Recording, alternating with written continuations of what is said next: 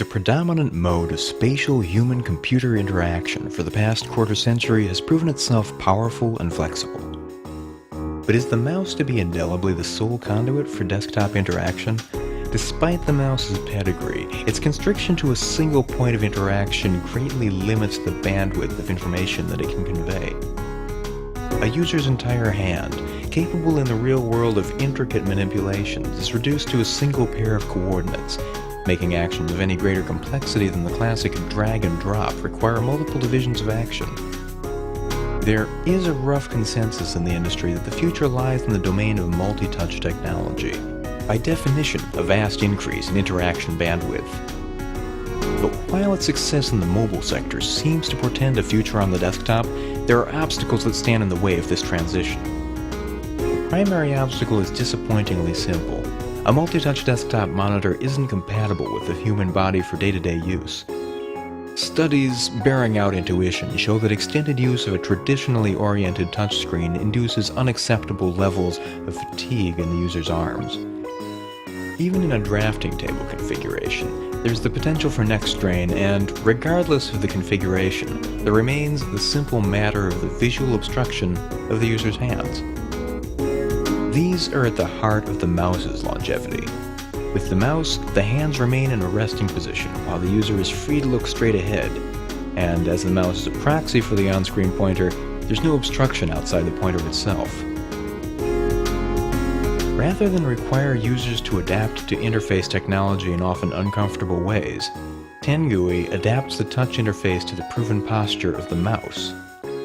By splitting the touch surface from the screen, 10 GUI creates a one-to-one pad upon which all 10 fingers can rest, as well as interact. A hybrid resistive capacitive array detects the fingers' positions and can sense pressure to register individual finger presses.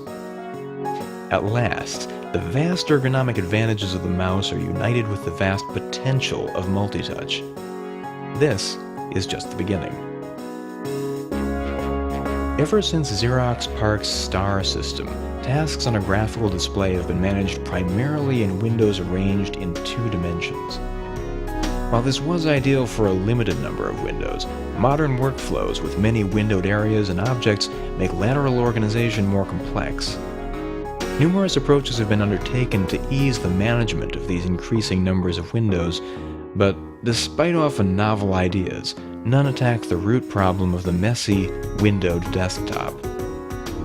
Compounding this is the issue of touch interfaces. Whether an environment uses direct multi-touch or 10 GUI's one-to-one interaction surface, the window-based paradigm plays only to the strengths of the mouse's single pair of coordinates, ignoring the potential of a full 10 fingers.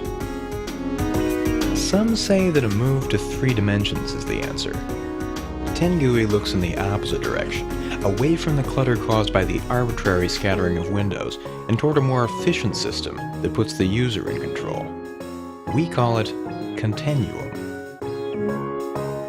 Continuum represents a radical rethinking of the way information and interaction spaces are managed on a flat display. Rather than creating windows at often arbitrary positions on a 2-dimensional plane, Continuum organizes them linearly. New windows arrive from one side, occupy the full height of the screen, and are manipulable through a consistent vocabulary of multi-touch interaction. A linear window manager may sound restricting at first, but a brief demonstration should make plain the power of this approach.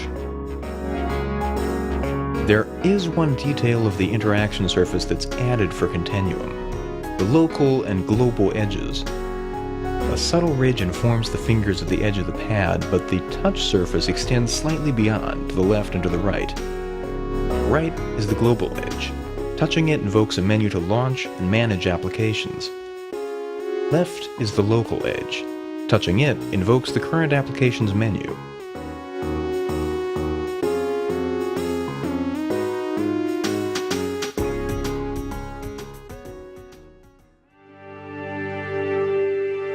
This is the Continuum desktop.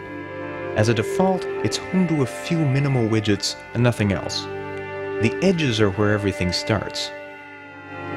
Notice the 10 circle crosshairs. They disappear once you take your fingers off the pad, but as long as they're there, you can use them just as you would on a touchscreen, only without your fingers and palms in the way. Press with any finger and you'll see a confirmation that the finger is clicking. Let's launch a web browser. The Global Edge invokes the Global menu. This is the same no matter where you are. The applications are arranged in a way to allow easy selection with your 3 middle fingers. Other frequently used features such as a system-wide search are positioned in the spacebar area. Here's our web browser, but let's launch a few other things so we can see how Continuum manages windows. Now we're launching a photo editor. The new app slides in from the right, moving the web browser over. Now let's launch a text editor. Navigating through windows follows a consistent vocabulary of multi-touch. The more fingers you use, the higher the level where they have effect. A single finger manipulates objects inside applications. 2 fingers scroll, or pinch zoom, inside applications. So far, as you would expect. 3 fingers move applications around the application space. Pinching resizes the application. 4 fingers scroll the application space. Pinching zooms the entire application space. You can use both hands too. For instance, you can zoom and scroll the application space with one hand while relocating a window with the other. With these apps open, let's open some files. Left edge opens menus based on our context, which, in this case, is the text editor. Let's open a few files. The Open button is located in our spacebar area. In the photo editor, let's do the same. File, Open, OK. For good measure, let's also add a few web pages. On a traditional XY window manager, these windows would be placed overlapping at arbitrary positions on the screen. Finding any particular window would require sorting through the pile. In Continuum, they're stacked neatly, and the finger hierarchical navigation system makes it simple to find your way quickly. Of course, even this approach has its limits with enough windows. That's why there's one more step to window management in Continuum. Keep zooming the application space, and you get an annotated thumbnail view of all windows, separated into their application. We think it's never been quite this easy. 10 GUI gives next-generation hardware technologies a home, with a fresh approach to the desktop model of human-computer interaction. It builds on conventions we're accustomed to, while laying the foundations for a new generation of user interfaces. It's a plan for taking the desktop into the next quarter century.